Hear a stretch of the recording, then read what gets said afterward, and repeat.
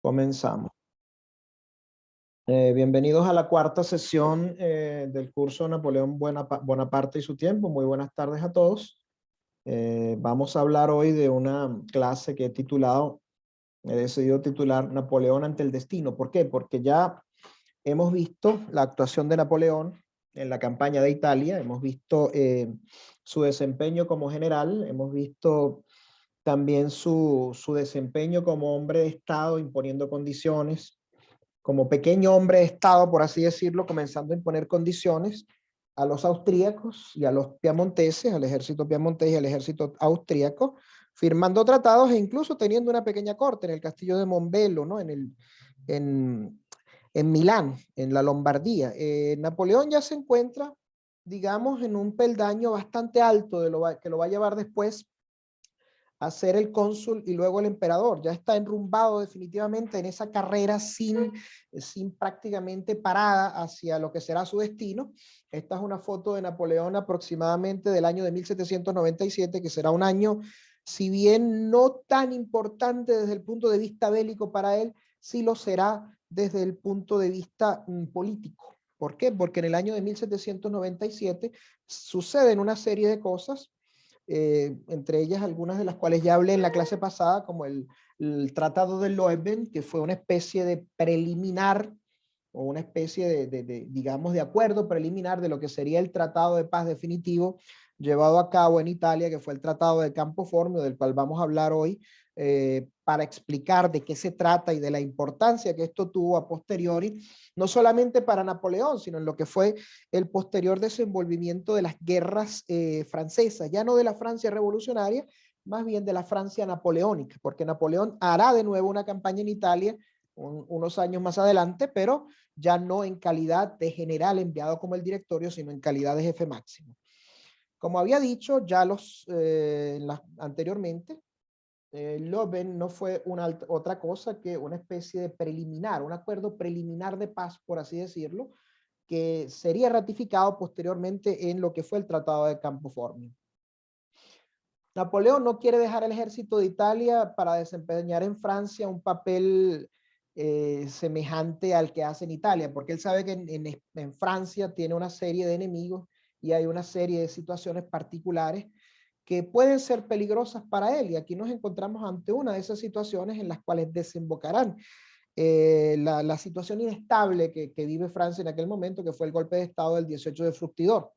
Las preliminares de esa situación, de ese caso, se llevan a cabo a partir de que el directorio cuenta en ese momento con una situación bastante inestable. Bonaparte aguarda hasta saber hasta qué lado se inclinará la balanza. Como ya dije en una ocasión, si los monárquicos ganan las elecciones, tendrá que intervenir, y él no desea bajo ningún contexto la restauración de la monarquía.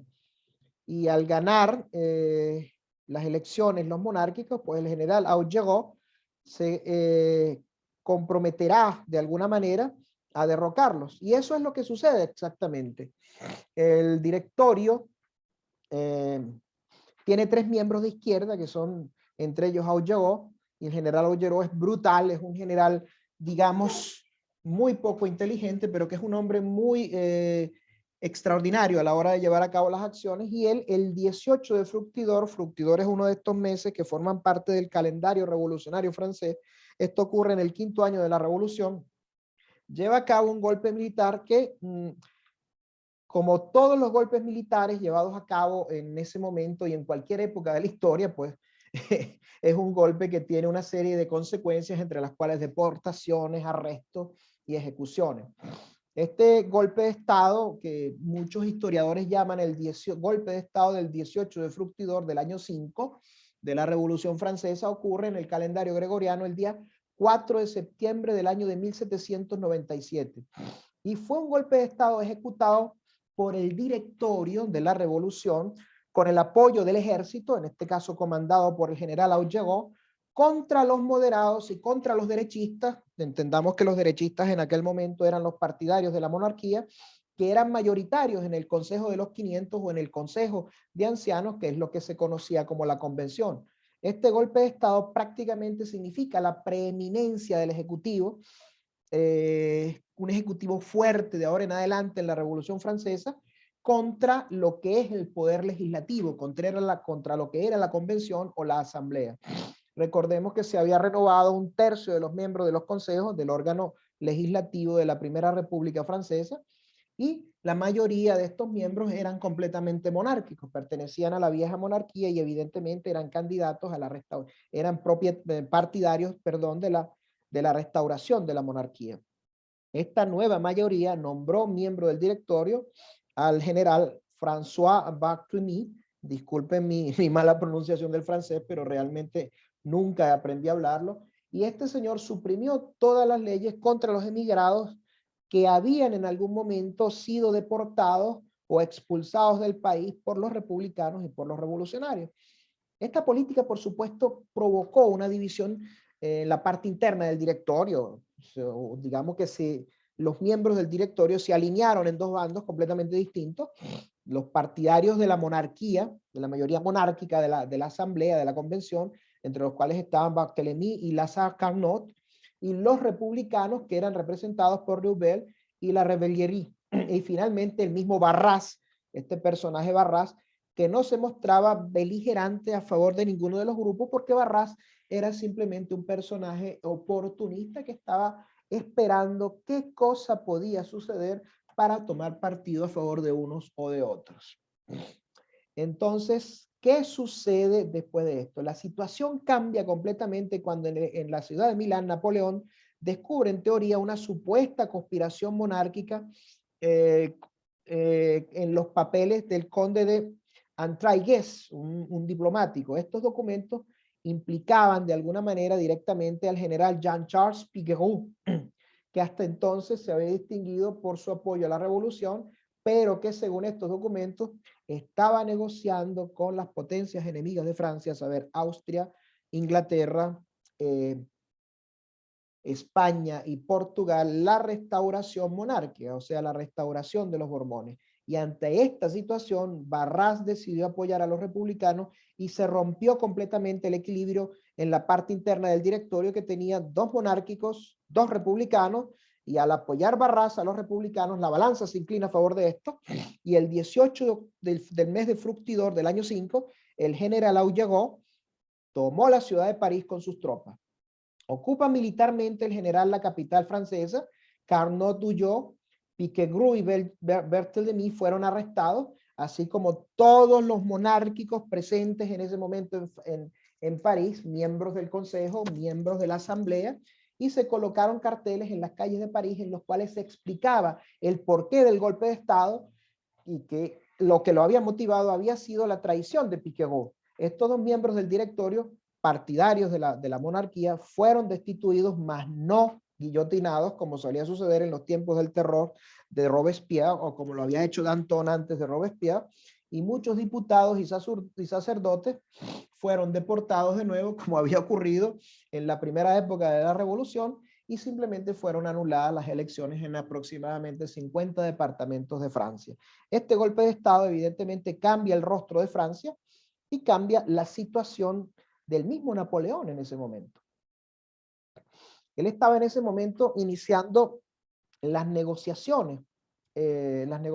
de lo que iba a ser el Tratado de Paz, el tratado que iba a poner fin a las guerras italianas, y Bonaparte recibe órdenes de este nuevo directorio de establecer una serie de condiciones, pero él simplemente no estuvo de acuerdo con esas condiciones. ¿Cuáles eran las condiciones que estaba intentando imponer este nuevo directorio que derivó a partir del golpe de Estado del 18 de Fructidor? Una locura, por lo menos desde mi punto de vista de historiador, y una cosa que también consideraba Napoleón, que era hora de establecer en Austria una república, de hacer todo lo posible porque ocurriese una revolución en Austria, de poner al imperio austrohúngaro y simplemente establecer una república como se había establecido en Francia. Napoleón por lo menos está de acuerdo en ese momento con el que era ministro de Asuntos Exteriores de Francia, el famoso Talleyrand, que ambos conocen la situación, ambos conocen que esto es una cosa completamente inviable, y por lo tanto después de esto se llega a lo que será el Tratado de Paz Definitivo, el tratado que pone fin a las guerras italianas, que es el Tratado de Campo Formio, que se firma el día 17 de octubre del año de 1797. Esta paz de Campo Formio es prácticamente dictada completamente y enteramente por Napoleón. Aproximadamente todos los acuerdos a los que se llegan fueron impuestos por Napoleón.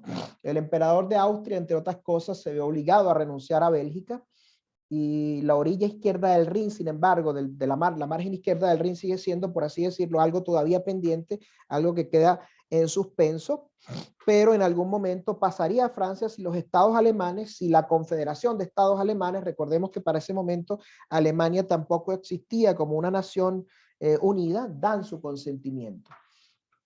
Todo estaría resuelto, evidentemente todo esto sería extraordinariamente bueno y sería perfecto si la gran potencia europea, enemiga de Francia y enemiga de la posibilidad de que cualquier estado continental europeo fuese demasiado potente, que es Inglaterra, diese su aprobación, pero Inglaterra simplemente no aprueba esto. Aún así, aún a pesar de esto, Napoleón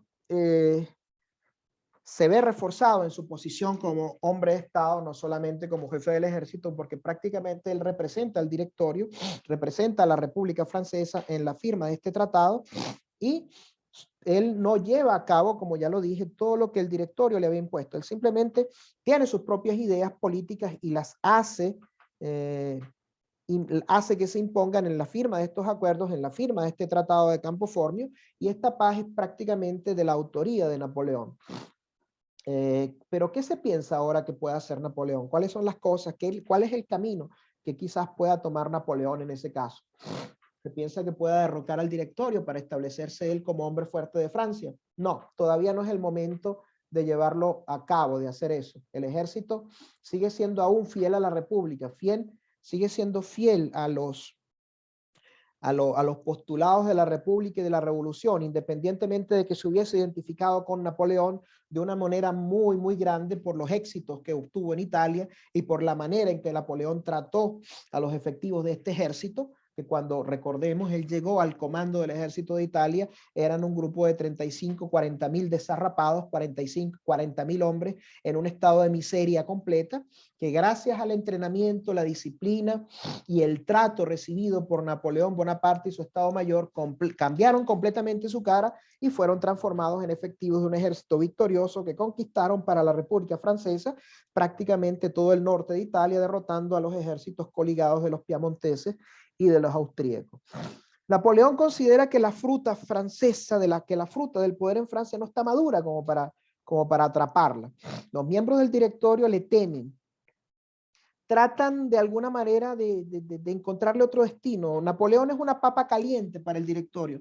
No saben qué hacer con esa papa caliente que tienen entre las manos, no saben dónde enviarlo, no saben qué hacer con él, y se inventan una invasión improbable a Inglaterra. Una invasión improbable con un ejército y una armada que la República Francesa no está en capacidad de formar. La armada de la República Francesa, la marina de la República Francesa es muy débil. La marina inglesa, por lo demás, es quizás en ese momento la marina, la armada más fuerte de toda Europa, y cuidado, sino de todo el orbe. Y el ejército francés, independientemente de las victorias obtenidas en Europa, es un ejército que de alguna manera está diezmado. Y enfrentarse al ejército británico, que está completamente fresco en ese momento, y sobre todo en territorio británico, en la loca aventura de una invasión de las Islas Británicas, es algo que prácticamente es una idea sin pies ni cabeza. ¿Qué es lo que se hace con Napoleón? Lo envían para que tenga una aparición fugaz, muy efímera, junto a otros miembros enviados por el directorio en lo que fue el Congreso de Rastatt, un congreso que se llevó a cabo para ratificar la paz de Campo Formio y para darle forma a una especie de nuevo mapa europeo después de todas estas guerras, que la primera coalición de estados coligados y de monarquías coligadas contra la República Francesa habían llevado a cabo. Pero como ya dije, la aparición de Napoleón en este congreso es efímera. Prácticamente Napoleón acá no va a tener o no tendrá una participación de peso, una participación importante. Este Congreso de Rastatt lo que buscaba era convencer a los estados alemanes para que abandonasen la margen izquierda del Rin, y esta margen izquierda del Rin, una vez abandonada, evidentemente pasaría a formar parte de la República Francesa. Pero cuando Napoleón comienza a hacer las gestiones, digamos, que parecía que iban a comenzar a tener éxito, esa fugaz aparición de Napoleón o participación de Napoleón en el Congreso de Rastatt termina porque es fugaz. ¿Por qué? Porque inmediatamente lo llaman de París. Tiene ya muchos meses fuera de Francia, casi un año, durante los cuales ese pequeño corso desconocido que se había vuelto francés se había convertido en un héroe nacional, en el héroe de la República, en el héroe de sus soldados y en el héroe mitológico, digámoslo así, de una nueva Francia. Todo el mundo sabía quién era Napoleón Bonaparte, todos sabían lo que había hecho en Italia como militar, como pequeño hombre de Estado, imponiendo términos de paz en Leuven y en Campo Formio, y también había llegado de alguna manera a oídos del pueblo francés lo de sus tentativas de lograr que los estados alemanes abandonasen la margen izquierda del Rin en el Congreso de Rastatt, pero no convenía que Napoleón tomase tanto vuelo o alzase tanto vuelo, porque se estaba convirtiendo en un hombre muy peligroso, según el directorio, un hombre muy peligroso que en cualquier momento podía tomar el poder en Francia y podía usar el ejército para volverse contra la República y contra el directorio, como finalmente en algún momento lo hará. La familia de Napoleón también en este momento ya es una familia preeminente dentro del Estado francés o dentro de la estructura del Estado francés. Hay algunos de sus hermanos que ocupan posiciones importantes. Comienza Napoleón, o había comenzado Napoleón, a mover los hilos del poder para, a través del nepotismo, ubicar a su familia, ubicar a sus parientes en puestos importantes. Por ejemplo, su hermano José Bonaparte, futuro rey accidental de España, es el comisario de la República de Parma, de la República Parmigiana, una república del norte de Italia. Lucien o Luciano es comisario de guerra. Luis Bonaparte fue su ayudante de campo en Italia. Y Leticia Ramolino, o Leticia Bonaparte, como ustedes la quieran llamar, vive en París con sus hijas y está bien instalada. La gente que no apoya a Napoleón, la gente que lo considera un advenedizo, la gente que lo considera un oportunista, dice que ha tenido demasiada suerte. Pero Napoleón es un hombre que no cree en la suerte. Napoleón cree en su estrella, cree en su destino y cree en sus habilidades para aprovechar al máximo las oportunidades que se presentan. Él es simplemente un artista, un mago en aprovechar las circunstancias. Es un genio para volver a su favor circunstancias mínimamente favorables, como ya lo hemos visto en las 3 primeras clases. Napoleón es el héroe de la revolución, Napoleón es el héroe de la república, es un héroe a disposición de Francia, no de la república, no de los monárquicos, es un héroe a disposición de Francia, un héroe que le puede dar victorias a Francia, y es un hombre que también tiene intenciones de tomar el poder. Francia es la fruta que Napoleón aspira a comerse, pero es una fruta que, como ya dije hace algunos minutos, no está todavía madura para que Napoleón la tome. Napoleón sigue siendo un enigma en este momento. Napoleón sigue siendo un personaje oscuro, no porque no sea conocido, sino porque nadie sabe a ciencia cierta cuáles son sus designios, nadie sabe a ciencia cierta qué es lo que desea realmente, nadie puede conocer sus pensamientos más íntimos, quizás ni siquiera sus propios, sus propios allegados, ni siquiera la misma Josefina, creo yo, y quizás ni su misma familia sabía a ciencia cierta qué era lo que él deseaba. Se encuentra en París, en su casa con Josefina, en la calle de Chantegnery, y ha sido rebautizada esta casa con el nombre de calle, esta zona de la calle de Chantegnery fue rebautizada, se le llama ahora la calle de la Victoria. Y Napoleón está consciente de que su popularidad es molesta para los miembros del directorio. ¿Y qué es lo que decide hacer?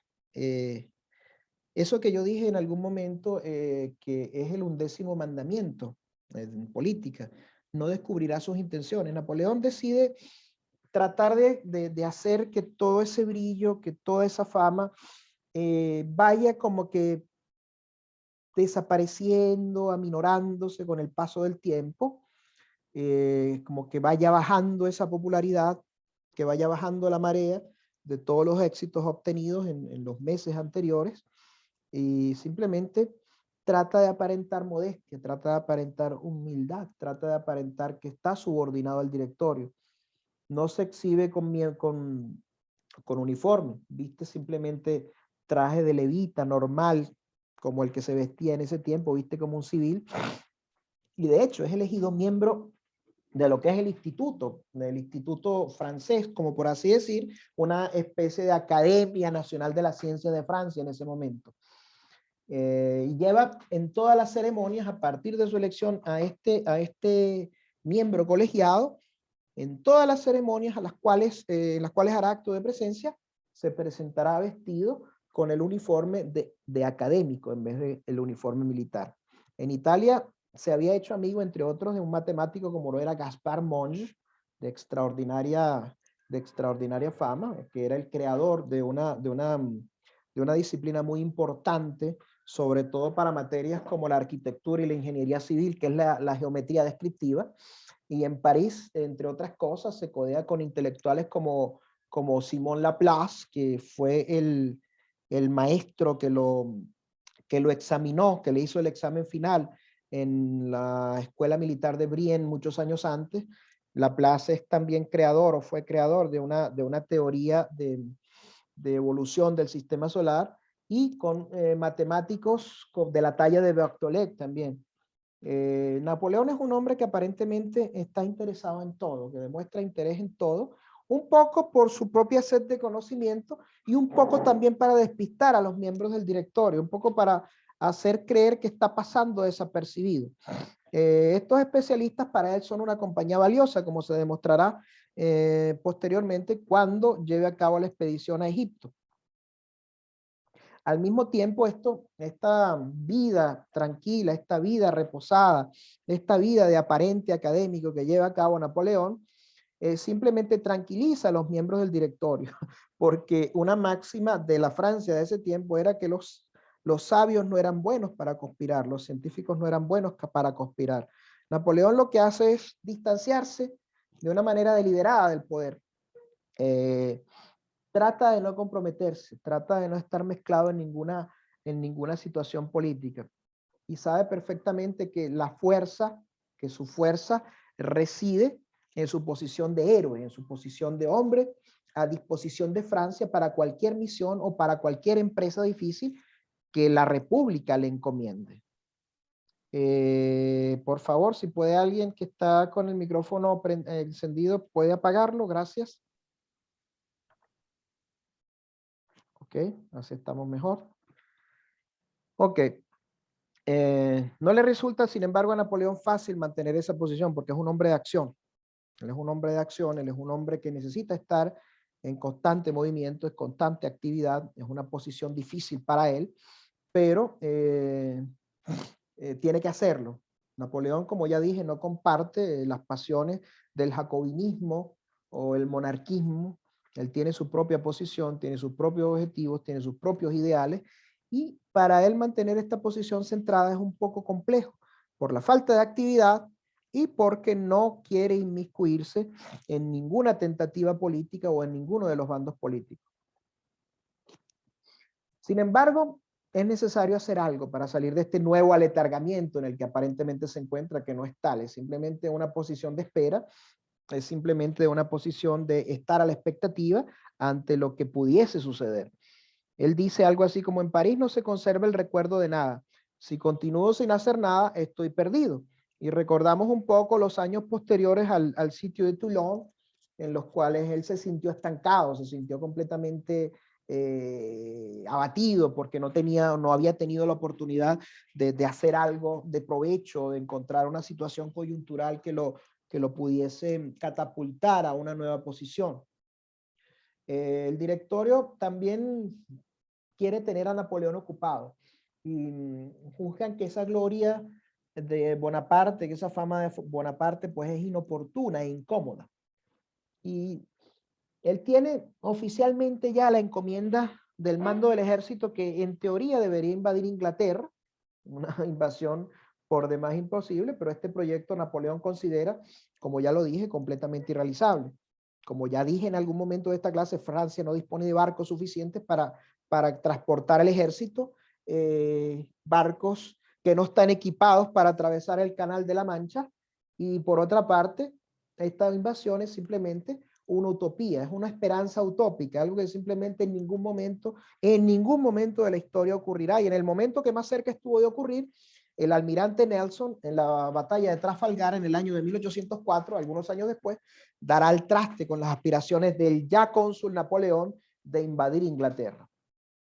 ¿Qué hace? ¿Qué puede hacer Bonaparte? El directorio ha recibido planes para atacar Inglaterra en otro frente, no precisamente la invasión directa, sino en algunas de sus posesiones en África, en sus posesiones en el Mediterráneo. Y se piensa en la posibilidad de acortar la ruta hacia la India, que sigue siendo un país importante desde el punto de vista económico y desde el punto de vista de los productos que se traen desde la India hacia Europa. ¿Y cómo se podría llegar a la India? A través del Medio Oriente. ¿Y cuál es el camino más cercano que tiene Francia para golpear intereses británicos en África del Norte? Egipto. Y este es uno de los viejos sueños, por así decirlo, uno de los grandes sueños de la diplomacia francesa, digamos, de los tiempos de los Borbones. Bonaparte también tuvo en algún momento sus ideas de invadir Oriente, en sus sueños de grandeza. En aquel momento en el que se encontró en una inactividad terrible, llegó a acariciar la idea de ofrecer sus servicios al Gran Turco, de ofrecer sus servicios al Imperio Otomano. Sin embargo, no lo hizo. Él siempre discutió con su gran amigo Junot la posibilidad de marchar a Oriente, cuando ambos eran, en esa época, un par de desdichados, sin empleo, un par de personajes que prácticamente no tenían nada en qué pensar.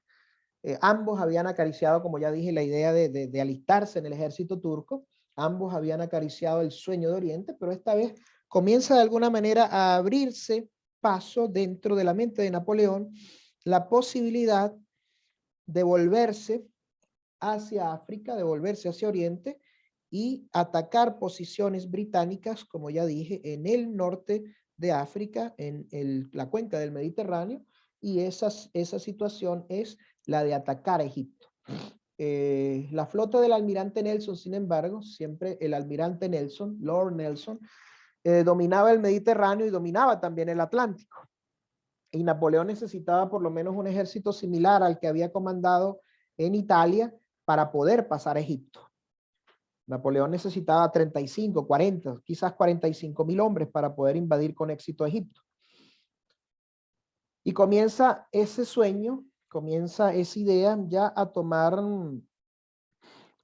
como cierto cuerpo, porque el directorio comienza como a prestar oídos a estos proyectos de invasión a Egipto, y no solo para tener controlado a este general que era demasiado popular, sino también para poder aceptar un golpe fortísimo al dominio británico. Si no se puede invadir territorio británico, si no se pueden invadir las islas británicas a través del canal, por lo menos golpear sus intereses en Oriente, golpear un protectorado británico importante que es Egipto.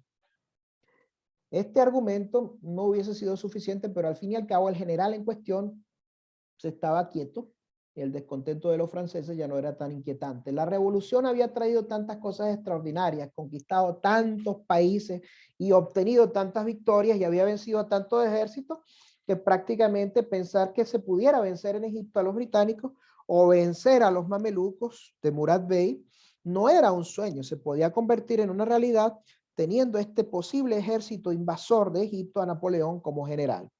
El mismo Bonaparte creía en esos sueños y creía mucho en eso, y discutía durante noches enteras con los sabios de la academia sobre lo que se podía hacer en Egipto, sobre lo que se podía hacer en Oriente, y con sobre todo Egipto, un país tan cargado de historia, con una cultura milenaria, y que muchos consideraban en ese momento que podía ser el origen de la civilización. Y hacer o golpear los intereses británicos en Egipto darle un golpe duro, golpear mortalmente a Inglaterra en Egipto, podría obligar al gobierno británico, al parlamento y al primer ministro a aceptar una nueva Europa con Francia como potencia hegemónica en esa nueva Europa. Pero había que desembarcar en Egipto.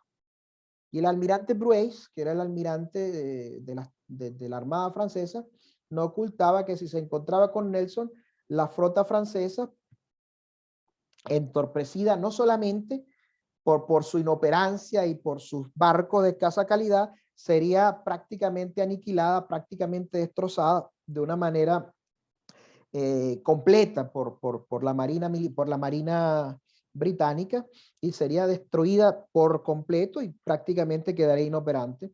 El riesgo de enfrentar a los británicos en batalla abierta, en batalla naval abierta, era un riesgo enorme, pero Bonaparte decide correr ese riesgo, lo acepta. Se consideraba a Napoleón un general prudente, un general cauteloso, pero a veces también tenía muchas dosis de ímpetu y creyó que era necesario llevar a cabo ciertos actos impetuosos para poder forzar al destino a llevarlo hacia estamentos superiores. Y el 19 de mayo de 1798 embarcó en un barco militar llamado Oriente hacia Egipto.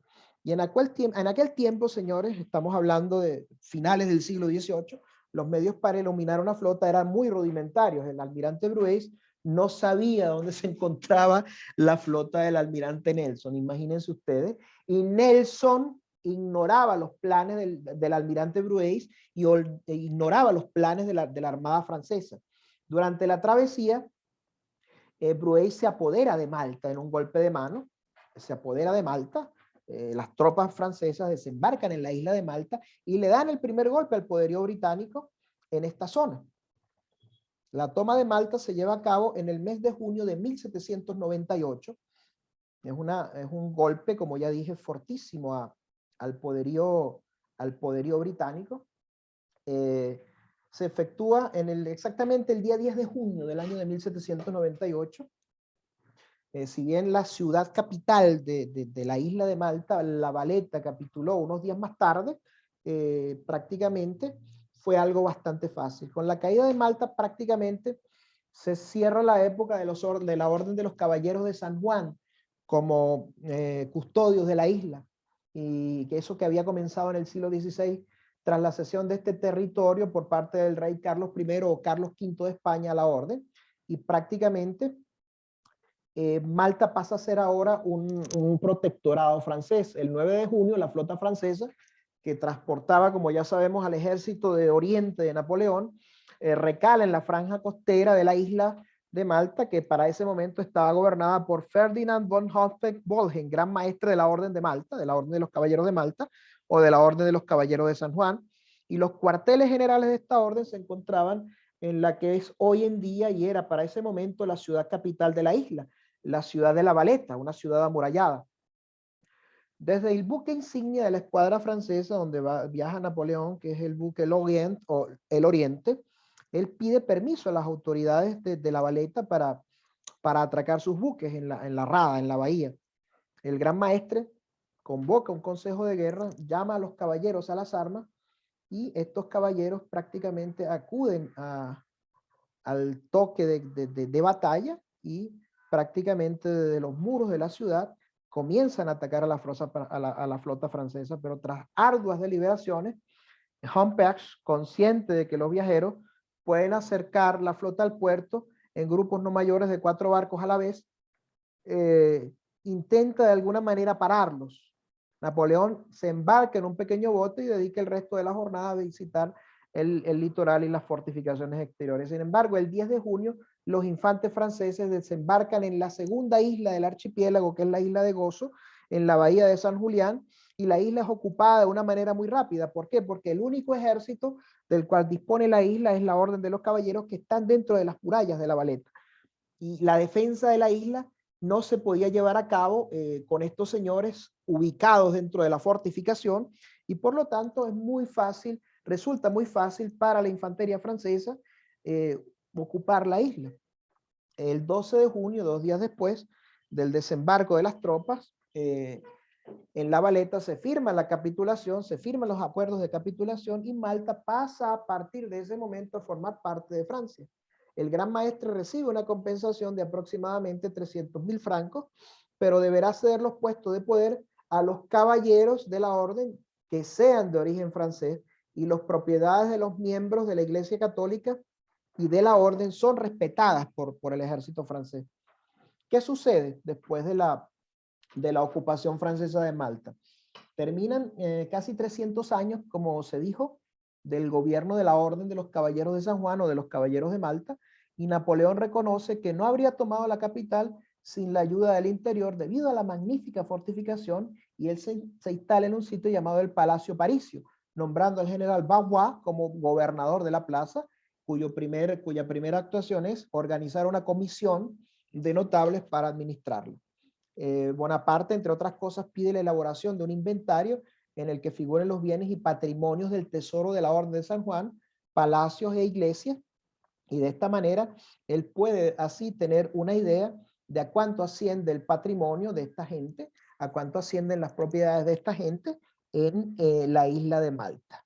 Una vez organizada completamente la administración y el gobierno de la isla, Napoleón sigue hacia Egipto. Napoleón sigue hacia Egipto y continúa la fase de conquista, por así decirlo, de este protectorado británico en el norte de África, un país, como ya dije, de una cultura milenaria. Napoleón desembarca en Egipto, desembarca en Alejandría sin mayores problemas, y luego se dirige al Cairo. En el Cairo ocurrirá, o cerca del Cairo, sabemos que la ciudad del Cairo está muy cerca de lo que es el Valle de las Pirámides. En esta pintura que les estoy mostrando podemos apreciar la gran pirámide de Keops. Recordemos que la batalla de las pirámides, quizás la batalla más grande llevada a cabo por el ejército francés en la campaña de Egipto, ocurre el 21 de julio de 1798, ocurre en las proximidades del Cairo y precisamente a los pies de la Gran Pirámide. Imagínense este escenario para Napoleón Bonaparte, hambriento de gloria, hambriento de poder, vencedor de las campañas militares de Italia, se encuentra de nuevo ante la posibilidad de obtener una victoria resonante, una victoria extraordinaria, una victoria que lo llene de gloria a él y al ejército francés. Pero antes de hablar del desarrollo de la batalla de las pirámides, quisiera también acotar una cosa muy importante de esta expedición francesa, de esta aventura francesa en Egipto. No solamente desde el punto de vista militar, sino que también esta expedición fue muy importante desde el punto de vista científico, porque como era Napoleón miembro del Instituto de Francia, por así decirlo, de la Academia de Ciencias de Francia, llevó consigo a muchísimos científicos, naturalistas, expertos filólogos. Entre ellos es necesario hablar de Jean-François Champollion. Este señor Champollion fue quien logró descifrar el lenguaje, digamos, de los jeroglíficos egipcios. Él es quien por primera vez, leyendo una cosa llamada la piedra Rosetta, que era una piedra en la que había textos escritos en egipcio antiguo y en griego, logra hacer una traducción del antiguo idioma faraónico, de un idioma que tiene aproximadamente 4.000 años de antigüedad. A través del texto en griego antiguo logra traducirlo al francés moderno, y este señor, este sabio francés, miembro del instituto, amigo personal de Napoleón, es el primer hombre que descifra el lenguaje egipcio, y a él se debe el inicio del interés, del verdadero interés europeo por la cultura y la civilización milenaria de Egipto. Allí es, en esta expedición napoleónica de finales del siglo XVIII, en esta expedición, en esta aventura del general Bonaparte, es donde verdaderamente nace el interés histórico, el interés científico y el interés cultural de Europa hacia Egipto. Quizás el gran mérito desde el punto de vista histórico de esta expedición sea el aporte científico logrado por todos los sabios que Napoleón trasladó junto a sus tropas a Egipto. Toda la serie de descubrimientos llevados a cabo, especialmente esta hazaña de descifrar el lenguaje de los jeroglíficos egipcios, llevada a cabo por Jean-François Champollion, es quizás el mérito más grande desde el punto de vista científico de esta gran expedición. Champollion podría de alguna manera ser comparado al barón Alexander von Humboldt, famoso explorador que durante algún periodo, durante los tiempos de la colonia, visitó Venezuela, ascendió al Ávila e incluso subió junto a Bolívar el volcán Stromboli en Sicilia, en 1802 o en 1803, y de hecho existen algunos paralelismos entre Champollion y Humboldt. Eran dos sabios extraordinarios, dos personajes maravillosos que aportaron muchísimas cosas a la ciencia, cada uno desde su tribuna y cada uno desde su especialidad. Pero volvamos al desarrollo de esta batalla de las pirámides. Napoleón se encuentra en el camino al Cairo a dos fuerzas de mamelucos, a 15 kilómetros de las pirámides y a 6 kilómetros del Cairo. Son 40.000 los hombres que lo adversan, que le cerraban el paso a las órdenes de Murad Bey y su hermano Ibrahim.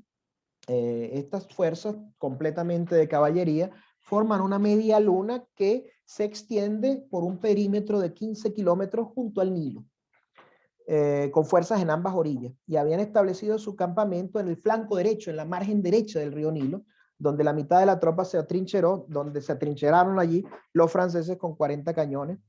En el centro y en el flanco izquierdo, cerca de las pirámides, situaron 12.000 y 8.000 jinetes respectivamente. Los mamelucos tenían la caballería más poderosa de Oriente en ese momento, pero a pesar de ser superiores en número, estaban equipados con una tecnología primitiva. ¿Por qué? Porque solamente disponían de arcos, flechas y espadas.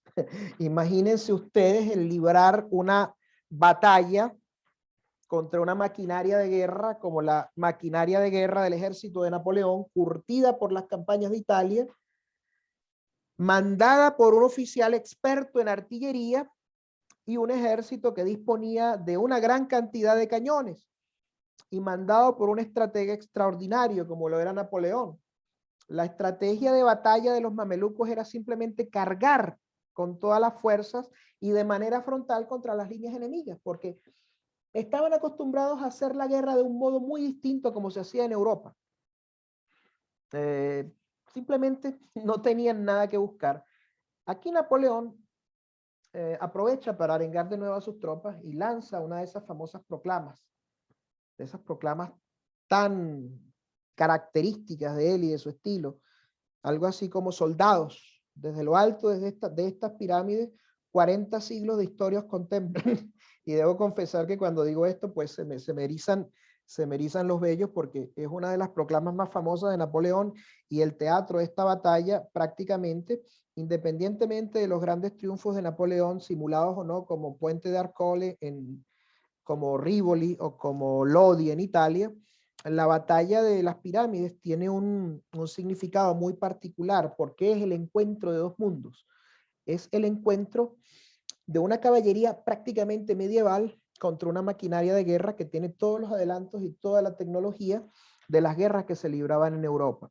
Los mamelucos son los audaces hijos del desierto, miembros de una raza que se extingue, de un tipo de hacer la guerra que se extingue, y no tenían ningún tipo de conocimiento de la disciplina, del orden, de la estrategia y de la táctica que manejaban los ejércitos europeos. No creen en los cañones, no le tienen miedo a nada, y simplemente ellos ¿en qué confiaban? En su espada, en su arco, en su flecha, en los puñales que llevaban al cinto y en su montura, en el caballo que estaban comandando, en ese caballo sobre el cual montaban y sobre el cual iban a cargar contra las tropas de Napoleón. ¿Qué es lo que sucede en esta batalla? Simplemente una carnicería. Después que Napoleón pronuncia esa arenga y esa famosa frase, que la repito de nuevo, me emociona repetirla, lo debo confesar: soldados desde lo alto de estas pirámides, 40 siglos de historia os contemplan. Dispuso a sus tropas en 5 divisiones, en 5 cuadros, con los 4 cañones en las esquinas. 5 fortalezas formadas por murallas humanas, por así decirlo, erizadas del acero de las bayonetas.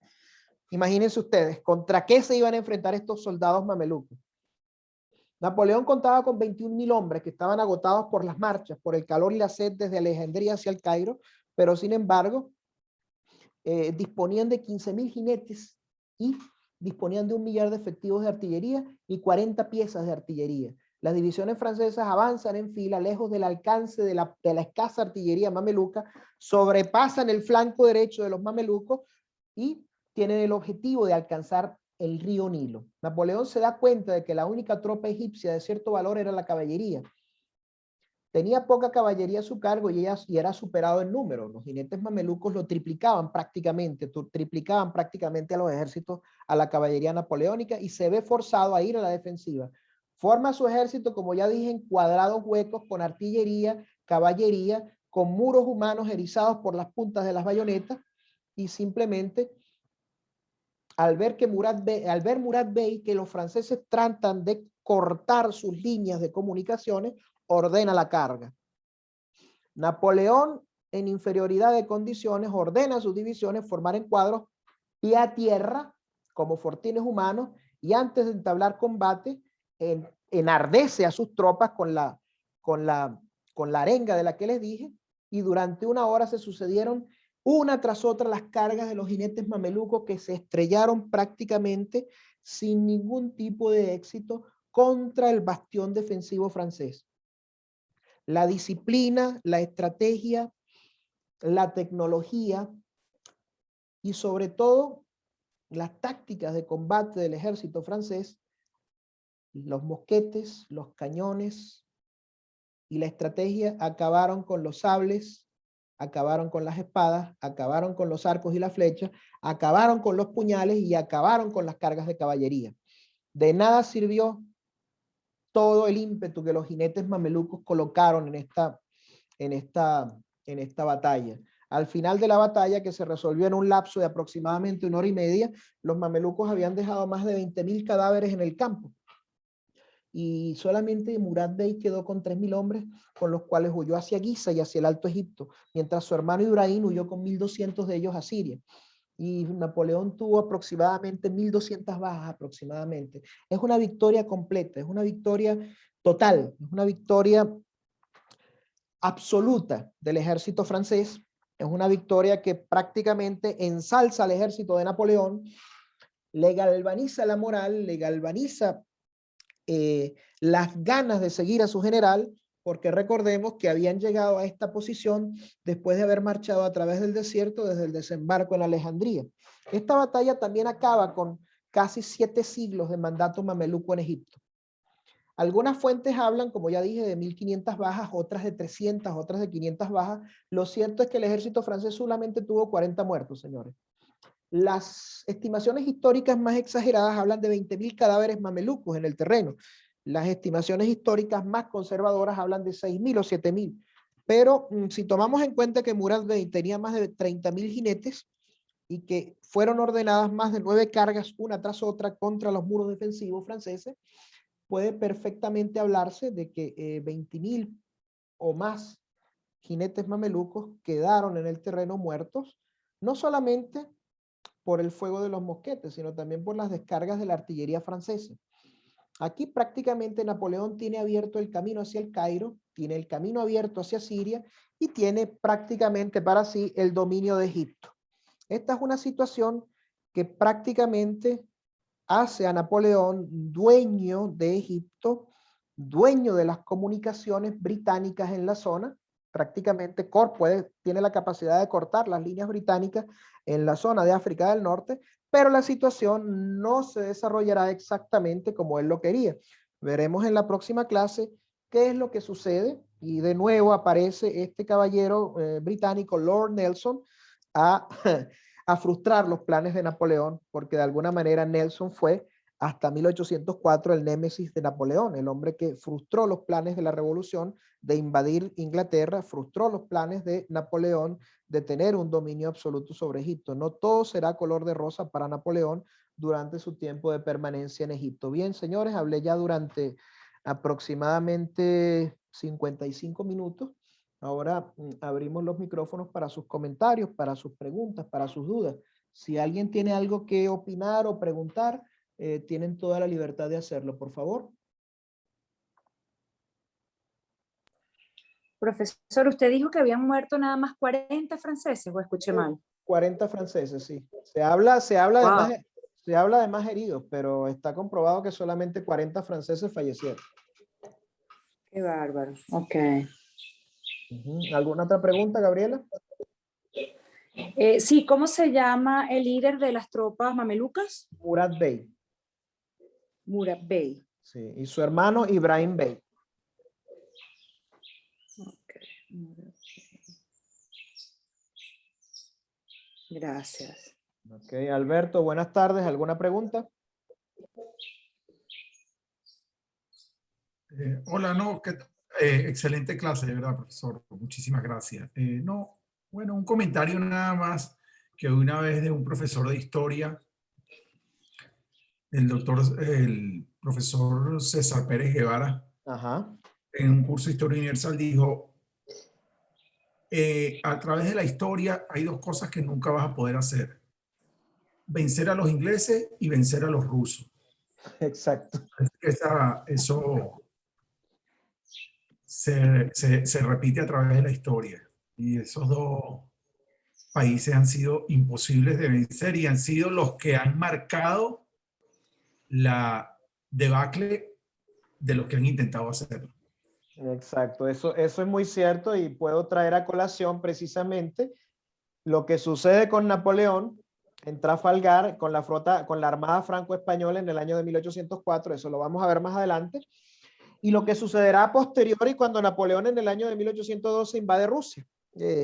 No pudo ni con Gran Bretaña y no pudo con Rusia, y posteriormente Hitler no podrá invadir Gran Bretaña, no podrá doblegar a los ingleses, ni siquiera utilizando a la mejor fuerza aérea de su tiempo, que era la Luftwaffe, ni siquiera a través de los bombardeos genocidas que llevó a cabo sobre territorio británico durante prácticamente 90 días, y tampoco podrá doblegar a los rusos, porque si bien el ejército alemán estaba mejor dotado técnicamente que el ejército ruso, Pero en Stalingrado no contó, no, exacto, ni Napoleón ni Hitler contaron con, hay un libro muy interesante sobre este tema, no contaron con la ofensiva del general Invierno.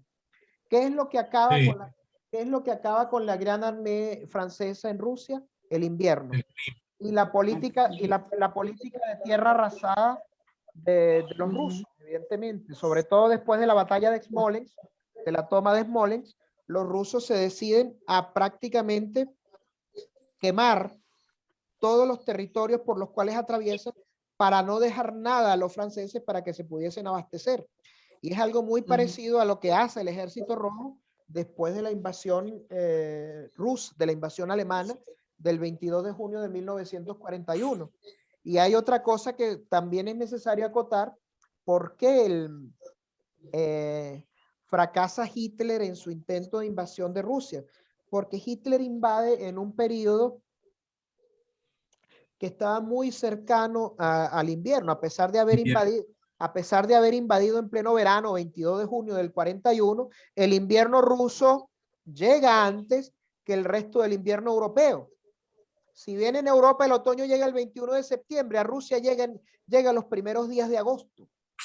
Y las tropas alemanas durante el primer mes y medio de combate prácticamente se llevaron por delante al ejército rojo, solamente que al llegar el invierno, estas tropas, independientemente de toda la planificación que hubiesen tenido los altos mandos alemanes, el alto mando de la Wehrmacht, para equipar lo mejor posible, para dotar lo mejor posible al ejército alemán con las vestimentas necesarias para afrontar el invierno, no tuvieron en cuenta la magnitud del ejército ruso y llega un momento en el cual el avance alemán se detiene en septiembre del 41, el ejército rojo contraataca con unas enormes reservas de soldados, aproximadamente 5 millones de hombres, unas 300 divisiones que tenían acantonadas más allá de los montes Urales y los lanzan en contraataque contra los alemanes y las líneas alemanas se ven obligadas a retroceder.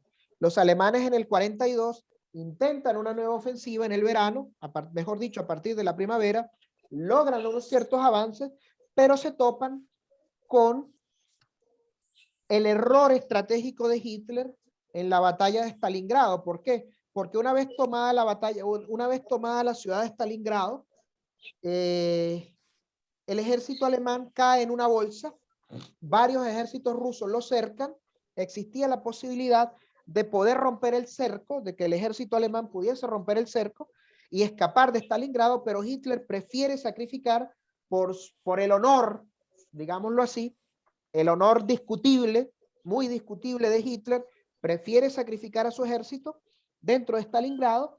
¿Y qué es lo que hace? Prohíbe a los generales de ese ejército, prohíbe al alto mando de ese ejército que intente atacar los flancos débiles del ejército ruso para romper el cerco y escapar, y el destino del ejército alemán en Stalingrado es simplemente el de perecer, el de acabar lentamente, y esta victoria del ejército ruso llevada a cabo entre finales del 42 y comienzos del 43 fue también el punto de inflexión de la guerra y el inicio del fin del ejército alemán y el inicio del fin del poderío de Hitler.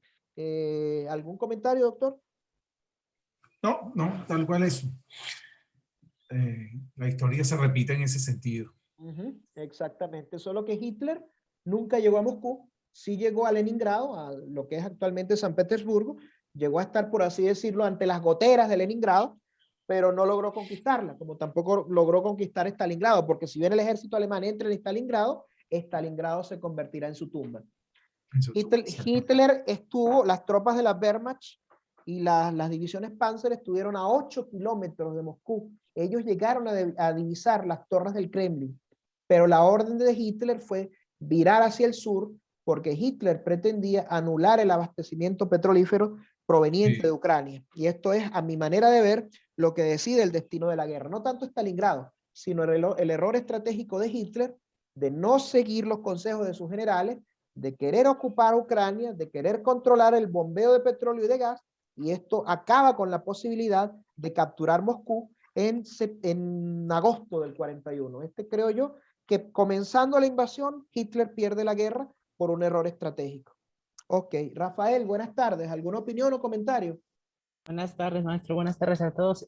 Sí, igual y se sale un poquito de lo de Napoleón, pero pues ya que usted lo trajo a colación, yo una vez escuché una frase relacionada con las guerras que los rusos han librado en cuestión de los intentos de invasión que se han hecho sobre ellos, que decía que la mayoría de las batallas rusas en realidad se han ganado con la sangre del pueblo ruso. Entonces, en cuestión de lo que, por ejemplo, fue el asedio de Stalingrado, no sé si ahí la verdad yo carezco de la información suficiente como para dar una opinión, pero por lo poco que he leído sobre eso, en realidad el propio Ejército Rojo había intentado, no sé si abandonar sería la palabra, pero al menos Stalin como que no tenía muchas ganas de salvar la ciudad, y fue la ciudad la que por su propio pie, digamos, resistió frente al hambre y frente a al embate que los alemanes habían hecho al asediarla.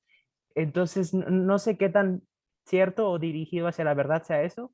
Mira, Stalin vio la oportunidad de obtener una victoria importante contra Hitler, un golpe de mano, y al ver que el ejército alemán se adentraba e iba avanzando hacia Stalingrado, iba evidentemente avanzando prácticamente sin parar hacia Stalingrado, era como un punto de honor para Stalin derrotar de una manera fuerte, de una manera decisiva a Hitler. Hasta ese momento los alemanes no habían sufrido prácticamente ninguna derrota de importancia en el frente europeo, de hecho en ninguno de los frentes, ninguna derrota grande, ¿no? Habían sufrido algunas derrotas dentro del frente ruso, básicamente debido al invierno, habían tenido que retroceder debido al invierno, evidentemente debido al ímpetu de las cargas del Ejército Rojo y de los contraataques del Ejército Rojo. El Ejército Rojo era infinitamente superior a la Wehrmacht, y de verdad esta guerra, la guerra patria, como la nombró Stalin, es una guerra que se ganó con la sangre del pueblo ruso y del Ejército Rojo. La ciudad de Stalingrado prácticamente quedó reducida a ruinas. Yo dificulto que en Stalingrado hubiese alguien, digamos, que hubiese tenido ganas de seguir combatiendo después de todos los horrores y de todo el infierno que se vivió, todos los meses de cañoneo y de bombardeo, no solamente por parte de las baterías alemanas, sino por parte de la Luftwaffe también, ¿no? Que bombardeaba la ciudad prácticamente todos los días para rendirla, para golpearla y para hacer que el ejército alemán pudiese entrar de manera más fácil, destrozando la resistencia del ejército rojo. Pero a mi manera de ver las cosas, esta batalla la gana el ejército rojo por dos cosas: la terquedad de Hitler de no querer seguir los consejos de nuevo de su Estado Mayor. ¿Por qué? Porque en la bolsa que le van haciendo a la ciudad de Stalingrado, los distintos ejércitos que la van rodeando para ahorcar, para ahogar al ejército de ocupación alemán, hay muchos puntos débiles. Y aplicando la táctica de Guibert, de la que yo tanto he hablado en este curso sobre Napoleón, y que tanto aplicó Napoleón en Italia y que tanto aplicó Napoleón en su vida, también en las situaciones coyunturales, el ejército alemán se podía reagrupar, podía concentrar el grueso de sus fuerzas, no solamente de infantería, sino también la artillería, y podían recibir el apoyo aéreo de la Luftwaffe para atacar los puntos débiles del ejército rojo y poder atacar, o sea, llevando a cabo una especie de ataque en forma de cuña, romper las líneas rusas y simplemente escapar, simplemente replegarse, porque el ejército rojo estaba alrededor de Stalingrado y detrás de las líneas del ejército rojo había cualquier cantidad de terreno que podía usar el ejército alemán para escapar. Además, la disciplina y el grado de maniobra del ejército alemán era infinitamente superior al del ejército rojo. El ejército rojo estaba formado por muchachos mal entrenados, reclutados a la fuerza, sobre todo de campesinos ucranianos, georgianos y de la misma Rusia. En cambio, el ejército alemán era un ejército que se había estado formando desde el año 1933, desde que Hitler llega al poder. ¿Qué es lo que decide, como te digo yo, desde mi punto de vista como historiador, la suerte de la batalla de Stalingrado? El error estratégico de Hitler y el ímpetu y la voracidad del ataque del ejército rojo, que deseaba una revancha contra el ejército alemán. No creo que nos estemos saliendo mucho del tema, porque simplemente son cosas que se repiten. Ambos generales, ambos hombres, tanto Napoleón como Hitler, invaden Rusia. Solamente que Napoleón invade a la cabeza de sus tropas y Hitler invade Rusia a través de sus generales. La guerra había cambiado, habían pasado 133 a 129 años de la invasión de la primera invasión de Rusia, de la invasión llevada a cabo por Napoleón, cuando la lleva a cabo Hitler. Y hay que recordar que antes de Napoleón hubo alguien que también intentó invadir Rusia, que fue el rey Carlos XII de Suecia, el gran enemigo de Pedro I, de Pedro el Grande de Rusia, por cierto, sobre el cual estamos preparando también un curso igual de 8 sesiones.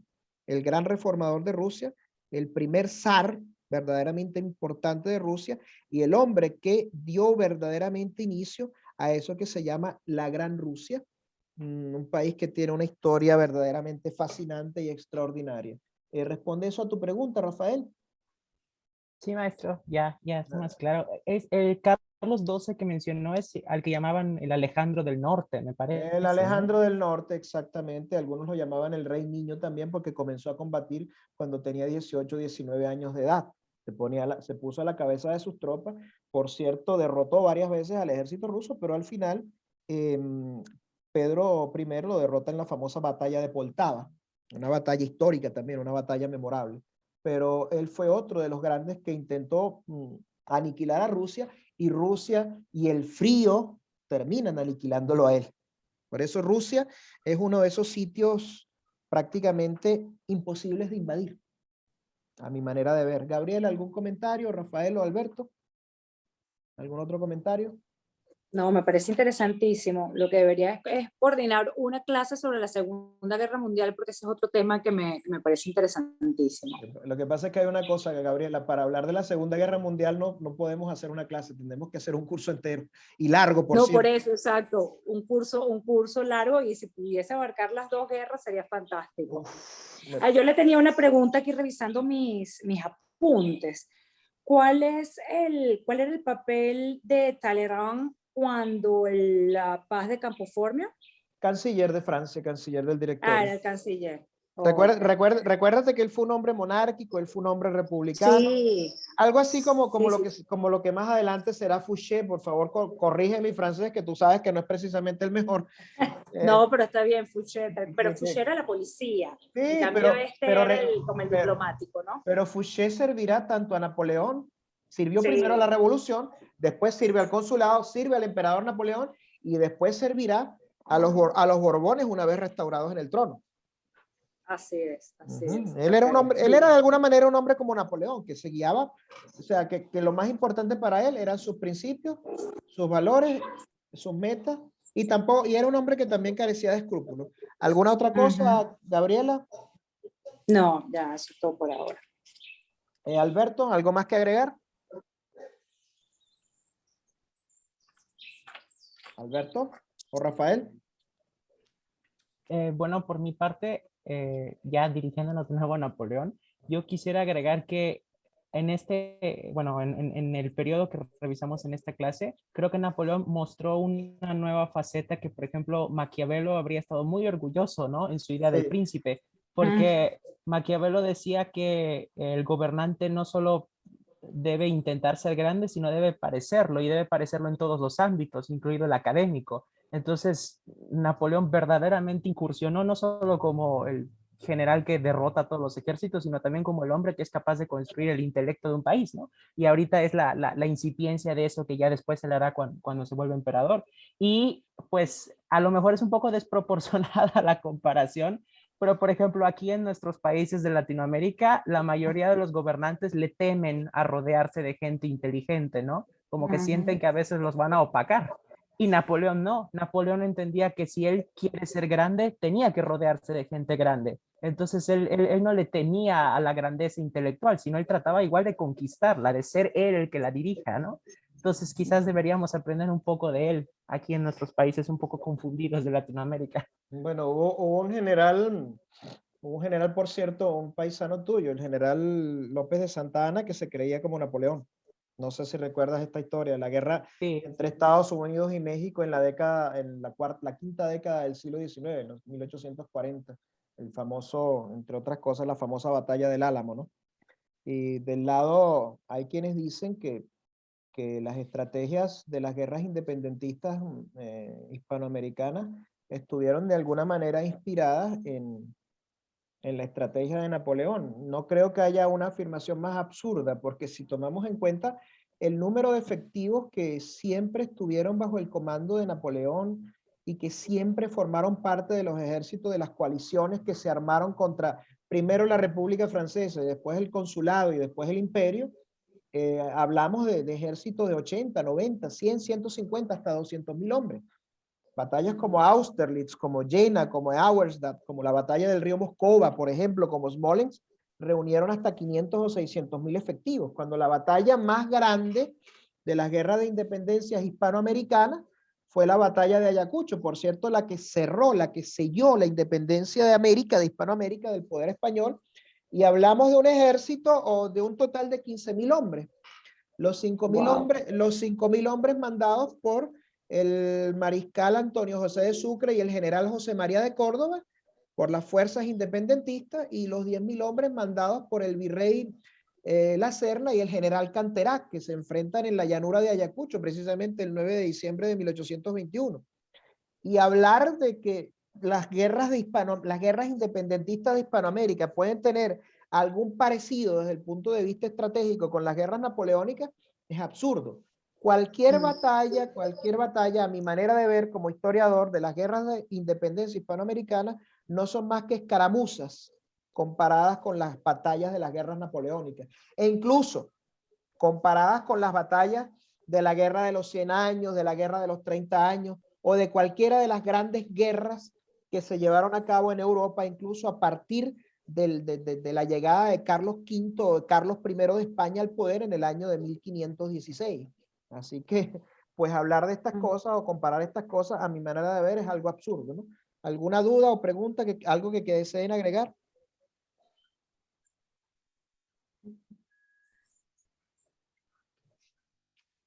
Rafael, ¿algún otro comentario? Bueno, es comentario pregunta, porque yo empecé a ver el documental de Napoleón de History este fin de semana y creo que esta parte es relacionada con el tratado que él firmó con los austriacos, porque me recuerdo que en el documental, por ejemplo, mencionaba que cuando él ya había ganado o conquistado el norte de Italia frente a los austriacos, él decide perseguirlos mientras ellos todavía huían y casi llega a las puertas de Viena. Y ahí es cuando... Él estuvo a 15 kilómetros de Viena, de hecho. Sí. Uh-huh. Y me parece que eso es un movimiento también brillante por su parte, porque ahí él apeló a los sentimientos de la propia Austria, ¿no? Al miedo que el emperador austriaco tuvo de, bueno, van a conquistar mi capital, mejor me siento a hablar con él, ¿no? Y también en el documental mencionaba, aquí no sé si sea cierto o si sea tan así como se manifestó ahí, que en la negociación que él tuvo, él actuó a propósito como si fuese un maníaco, ¿no? Tirando la vajilla e imponiéndose, aporreando la mesa.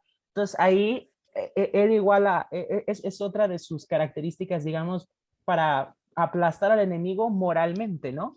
Porque él le está mostrando, yo soy impredecible, yo puedo hacer contigo lo que yo quiera, entonces ríndete o esto es lo que te pasará, ¿no? Aun cuando en realidad quizás él en su foro interno pues no se hubiera comportado así, pero es el carácter que él intentaba mostrar. No, sí, eso ocurrió realmente, pero fíjate, eso es algo planificado. No es que Napoleón tuviese excesos de cólera porque era bipolar o algo por el estilo. Bueno, por lo menos no está demostrado del todo, ¿no? Pero lo que la historia cuenta, lo que la historia refiere, es que eran actitudes deliberadas, simplemente actitudes que lo que buscaban era imponer, asustar, coaccionar, infundir miedo, infundir pánico, infundir respeto y simplemente crear en el enemigo una idea de que, atención, tenemos que tener mucho cuidado con este porque es capaz de cualquier cosa. Y eso era lo que él buscaba transmitir. Esto formaba parte de la coreografía, de la escenografía montada a propósito por ese escenógrafo, director y actor llamado Napoleón Bonaparte, que tenemos que reconocer que independientemente de lo que la historia, para bien o para mal, haya querido transmitir, es un genio o fue un genio. Eso lo hizo a propósito. Esa escena la llevó a cabo a propósito, fue planificada, completamente deliberada, para infundir miedo. Pero ese episodio es completamente cierto, Rafael. ¿Alguna otra cosa, señores? Si no, podemos dar por terminada la clase de hoy. Perfecto. Nos vemos el miércoles entonces. Sí. Bueno, Rafael, ¿alguna cosa que agregar? No, maestro, hasta el miércoles entonces. Bueno, hasta el miércoles, Alberto, hasta el miércoles. Si no tienes nada más que agregar, fue un Gracias. placer. Pues nos Gracias, vemos el miércoles. Juan. Gracias a todos. Feliz noche. Gracias, igual. Gracias, buenas noches.